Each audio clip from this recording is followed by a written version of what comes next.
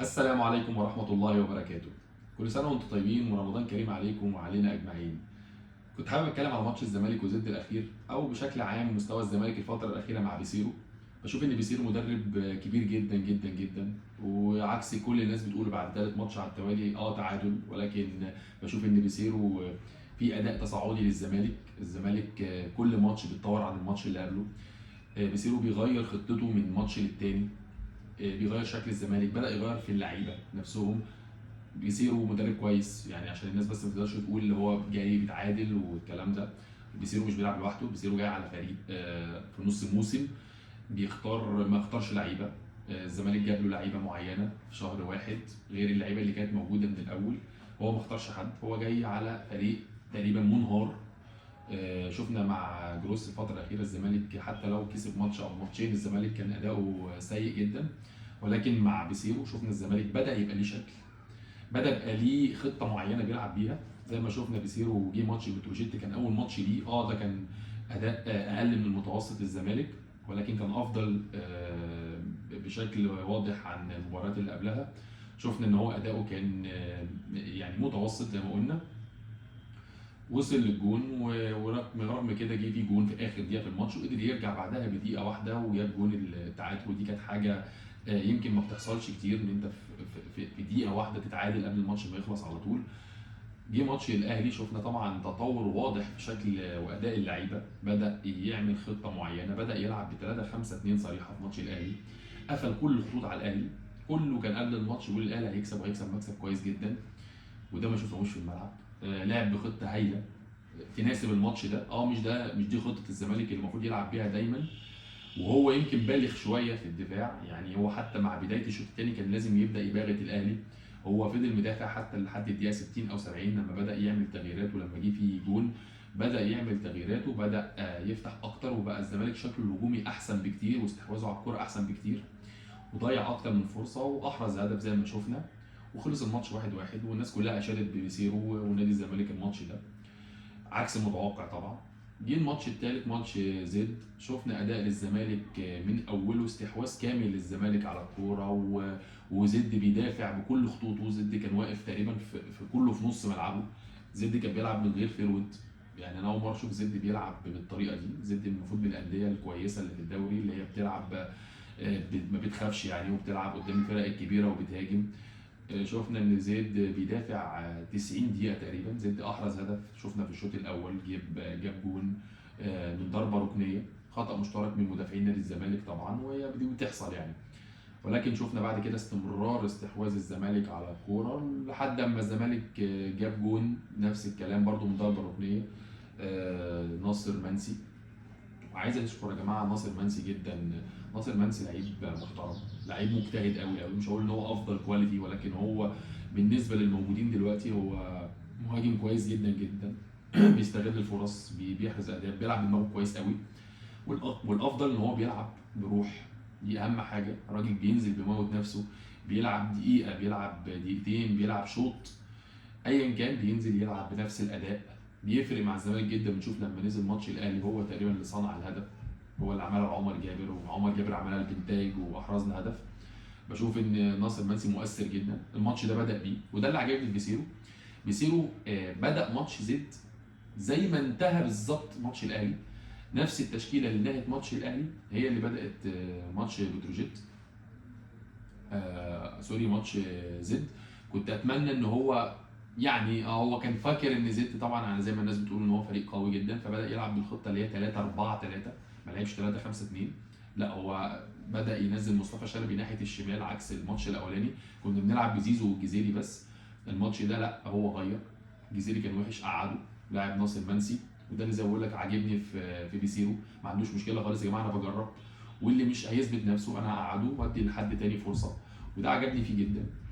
لعب بمصطفى شلبي، لعب بناصر منسي، لعب بزيزو ناحيه اليمين، لعب بمحمد شحاته وعبد الله سعيد في نص الملعب، وزي ما قلنا لعب بالثلاثي ورا اللي كنا بنتكلم عليه اللي هو صلاح مصدق والونش وحسام عبد المجيد، ولعب بنتاج وعمر جابر. واللي عاجبني جدا الاثنين، يعني بصراحه اداء محترم جدا من عمر جابر وبنتاج. رغم ان عمر جابر غلط في ماتش الاهلي في التغطيه مع اشرف بن شرقي، ولكن هو برضه رجع صلح خطأه ان هو راح وعمل اسيست يعني للجون التعادل. ولكن عمر جابر احنا مش بنعامل بالقطع. عمر جابر بصراحه الفتره الاخيره كلها من افضل لعيبه الزمالك، لعيب محترم جدا جدا جدا. وانا بشوف ان هو ظلم مبين لعمر جابر ان هو ما يبقاش موجود في المنتخب الفتره الاخيره، ولازم يكون موجود الفتره الجايه. كذلك بنتايج لعيب اكتر من رائع. شوفنا اداؤه كان كويس جدا جدا جدا خصوصا في مباراه الاهلي. اكبر خطا لبيسيرو ان هو تمادى في الخطه الدفاعيه. يعني انا شفت خلاص زد طول الشوط الاول واقفين بيلعبوا زون ديفينس، هم عايزين ياخدوا كوره ثابته يجيبوا بيها جون او كوره مرتده اللي هم اصلا ما كانوش بيعملوها.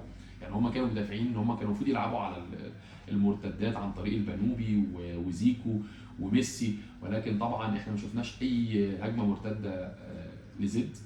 كان لازم بيسيرو من بدايه الشوط الثاني كان سريعا ان هو يقدر يغير الخطه، كان لازم يخرج الونش. انا بشوف ان الونش مش في مستواه خالص يا جماعه بصراحه. يعني انا بحب الونش ولكن الونش في اسوأ مستوياته.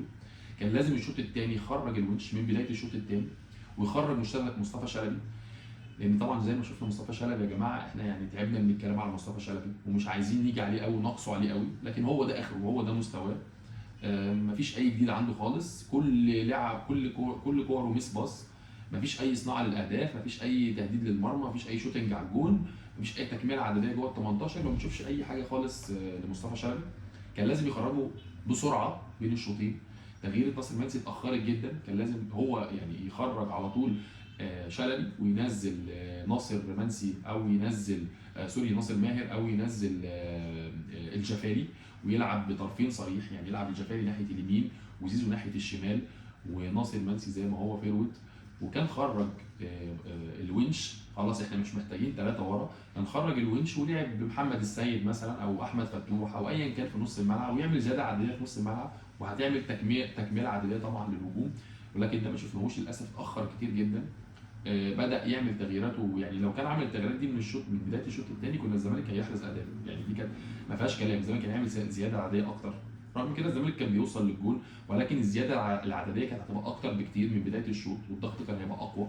الزمالك ضغط على فترات مش طول الشوط الثاني، خصوصا اخر الشوط الثاني الزمالك ضغط جامد جدا ووصل للجول لاكتر من كوره وضيع اكتر من فرصه. وشفنا لما الجفاري ده نزل عمل جبهه محترمه في الوقت الصغير اللي لعب، وشفنا ان هو عنده ثقه في نفسه عاليه جدا، لعيب كويس وواضح ان هو هيبقى ليه دور كبير جدا في نادي الزمالك. ونتمنى الفتره الجايه نشوفه اساسي. وكفايه مصطفى شلبي، يعني خلاص عندنا دلوقتي لاعب يمكن كواليتي كويس جدا. مع الوقت هياخد ثقه طبعا وهيبقى ليه دور في تشكيله الزمالك الاساسيه.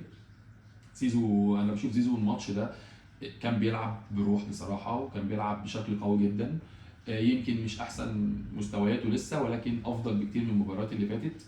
بشوف زي ما بقول بيسيرو عمل شكل للزمالك، بقى ليه شكل رتم معين ماشي بيه حتى لو بيلعب بثلاثه.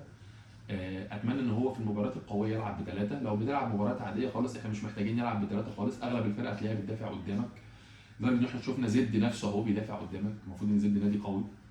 الزمالك قدر يرجع للماتش زي ما قلنا وضيع اكتر من فرصه ووصل للجون، ولكن طبعا ما قدرش يكسب، ما قدرش يحرز الهدف الثاني. يمكن كان في حاجات وقفت قدامه كتير منها التحكيم. طبعا الزمالك كان ليه ضربه جزاء واضحه، مش عايزين نتكلم عن التحكيم كتير عشان احنا زهقنا من الكلام عن التحكيم، ولكن الزمالك كان ليه ضربه جزاء صريحه اللي جت في ايد الراجل قبل ما تطلع كورنر. الراجل لحقها بايده، جت في ايده صريحه جدا والمسافه بعيده قوي ما بين اللاعب الاولاني اللي لعبها بدماغه واللاعب الثاني اللي جت في ايده.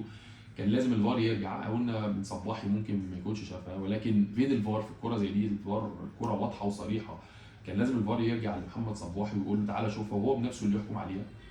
شفنا انذارات كتير قوي لعيبه الزمالك وطرد اللاعب الزمالك، وشفنا شخصيه الحكام القويه قوي قدام لعيبه الزمالك اللي ما بنشوفهاش الناحيه الثانيه في اي نادي تاني. مش عارف ليه، يعني ليه الزمالك كده. وانا بشوف ان دي مشكله اداريه برضو من ضمن المشاكل الاداريه الفتره الاخيره. الزمالك مش قادر كاداره، مش قادر يطلع حتى بيان قوي يوقف المهزله التحكيميه اللي بتحصل ضد الزمالك من اول الموسم، في ظل اللي بنشوف الانديه المنافسه بتعمل بيانات قويه جدا، بتوقف حكام، بتاخد حقها جدا جدا جدا. خدت نقط كتير بسبب التحكيم في الموسم ده.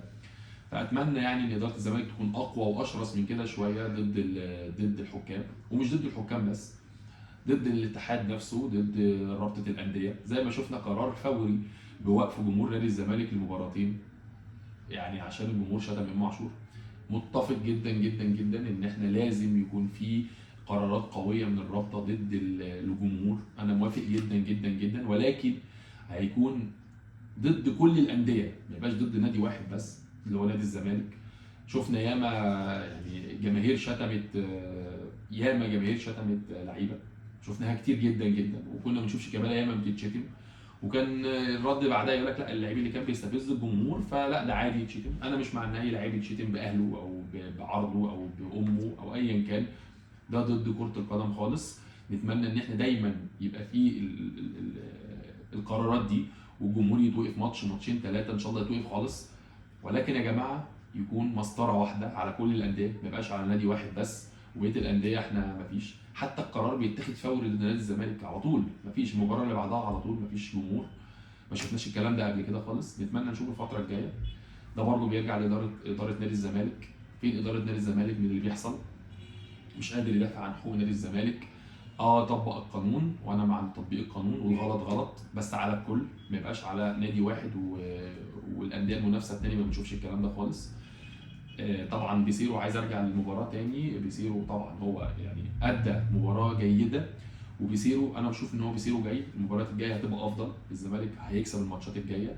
الزمالك لو فضل ماشي بالريتم بتاع بيسيرو والاداء والنظام، وزي ما بقول يعني اللعيبه حاسه ان هي افضل، اللعيبه حتى بتشكر في الموضوع بيسيرو في التمرين وفي الاداء وفي شكل الفرقه وفي النظام وفي الشخصيه.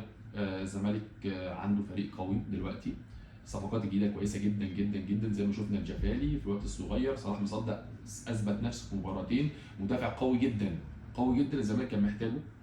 محمود جهاد لعيب كويس قوي قوي قوي، لما هيرجع من الاصابه هيفيد نادي الزمالك. ناصر ماهر لما يرجع بقى يبتدي ينتظم، لانه طبعا ما لحقش يلعب امبارح، هو لعب وقت صغير جدا.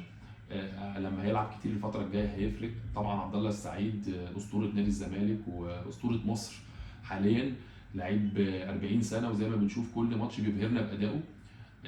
نادي الزمالك عنده، اعتقد عنده فرقه قويه دلوقتي. ناصر منسي زي ما قلت قبل كده، ناصر منسي لعيب جيد جدا جدا جدا، وبيفيد الزمالك الفتره الاخيره، ولازم يبقى موجود اساسي دايما في نادي الزمالك.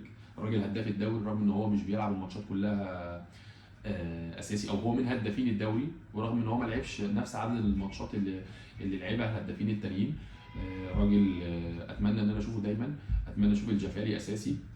زيزو يبتدي يرجع لمستواه، اعتقد الزمالك هيبقى في حته ثانيه. ولكن الظلم التحكيمي والحاجات اللي بتحصل بره الكوره هي اللي بتاثر على نادي الزمالك دلوقتي. يا جماعه نادي الزمالك بعيد عن المنافسه، لازم نعترف ان الزمالك بعيد عن المركز الثاني وبعيد عن المركز الاول وبعيد عن دوري ابطال افريقيا للاسف. الا لو جه قرار زي ما بيقولوا كده من الاتحاد الافريقي ان هو هياخد 3 انديه، ساعتها ممكن نشوف الزمالك. انا ما بعترفش بطوله الكونفدراليه دي يا جماعه خالص نهائي. البطوله دي ممكن نلعبها كل كام سنه مره وناخدها، ولكن ما تبقاش دي الاساسي. نادي الزمالك، نادي الزمالك اكبر من كده بكتير. نادي الزمالك لازم يشارك بطوله افريقيا، مش يشارك بس، نادي الزمالك لازم ياخد بطوله افريقيا ويلعب كاس عالم للانديه، ده مكان الزمالك الحقيقي. ولكن ده مش هيحصل غير باداره قويه، مدير فني قوي، لاعبين على اعلى مستوى، وده اللي لازم نشوفه الفتره الجايه خصوصا من الاداره. انا بشوف ان الاداره رقم واحد هي اللي تقدر تغير حتى باللعيبه اللي موجوده دلوقتي، والمدرب اللي موجود دلوقتي. الاداره تقدر بقراراتها القويه بشخصيتها القويه تقدر ترجع الزمالك لمكانته تاني. الزمالك دلوقتي عنده بطولتين بيلعب عليهم، الكونفدراليه طبعا لازم، دي ما فيهاش كلام، لازم الزمالك ياخدها. في بطوله كاس مصر طبعا دي لازم الزمالك برضه ياخدها، خصوصا طبعا زي ما شفنا ان الاهلي بعيد، هي ما بين الاهلي وبيراميدز دلوقتي. الدوري انا بشوف ان هو بعد خلاص، الا لو حصل معجزه الهيه طبعا، ولكن طبعا الدوري خلاص بعيد، المركز التاني بعيد. لازم الزمالك الاداره تبتدي تاخد قرارات قويه. بسيرو اعتقد لو كمل على نفس المستوى اللي هو مأدي بيه دلوقتي، الزمالك هيبقى ليه مكان قوي جدا جدا الدور الثاني، وهيقدر يفوز على انديه قويه. نتمنى نشوف الفتره الجايه نادي الزمالك احسن واحسن. وطبعا اخر حاجه عايز اقولها، اشرف بن شرقي، انا مبسوط جدا ان انا بشوف اشرف بن شرقي في مصر تاني، حتى لو عن طريق بوابه النادي الاهلي. يعني انا ما عنديش مشكله ان انا اقول كده. اشرف بن شرقي كواليتي لعيب عالي جدا جدا، احنا بنستمتع بيه، انا مبسوط ان انا بشوفه في مصر، حتى لو جاب فيها جون، حتى لو طلع هداف الدوري انا مبسوط جدا. اشرف بن شرقي بيضيف للدوري المصري كتير قوي قوي قوي. شفنا الاهلي اداء اكتر من سيء، اسوأ جدا من نادي الزمالك، واشرف بن شرقي نزل لماتشين ورا بعض، هو اللي بيجيب الاهلي، اللي جاب له التعادل ماتش الزمالك، وهو اللي جاب له المكسب ماتش حرس الحدود في اخر دقيقه. لعيب زي ما شفنا، لعيب كواليتي مختلف خالص، لعيب حريف ثقه في نفسه، لعيب بيروح واحد على واحد بيعدي، لما الدنيا قفلت ناحيه الشمال شفناه ازاي دخل في نص الملعب واخترق ووصل للجون وقدر يحرز هدف في وقت قاتل. لا يعني انا بشوف بن شرقي لعيب مميز جدا، وانا مبسوط ان انا بشوفه في مصر، ونتمنى ان احنا دايما نشوف لعيبه زي دي كتير موجودين في مصر، ونتمنى طبعا التوفيق لنادي الزمالك الفتره الجايه. شكرا.